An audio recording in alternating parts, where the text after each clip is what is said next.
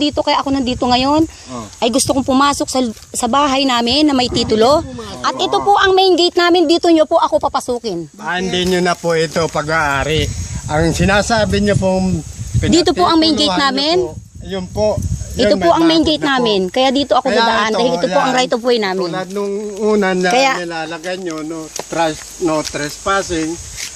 Hindi kami makapasok Ano po, dito. sir, ang pangalan mo, sir? Ngayon, yan na po. Galing na po yan sa kataas-taasan. Ay wala akong pakialam diyan eh. Kasi Ay, wala rin po kami mali yung pakialam ano. kung kayo po, Wala kayong papel Dahil diyan, iyan po. wala kayong papel. Ha? Hindi po. Wala kayong... Antayin na lang natin si Kapitan. Ano? ganun pala. Ano pong pangalan niyo, sir? Ha? Ano pong pangalan niyo?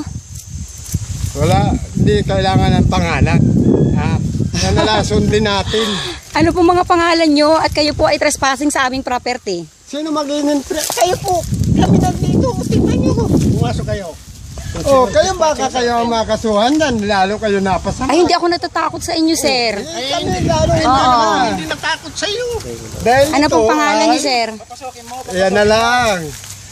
Kung marunong kayong bumasa at nakakaintindi, ayan, basahin nyo na lang po. Oo, panalo kayo. Wala naman kayong papel dyan eh. Sa latte nyo eh.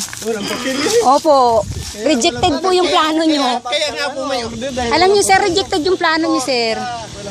Opo, wala kayong papel dyan. Bayad kami ng tax niyang lupain na yan. Sa lolo ko po yung lahat ng lupain na yan. Baka hindi nyo po alam. Ngayon ko lang kayo nakita dito.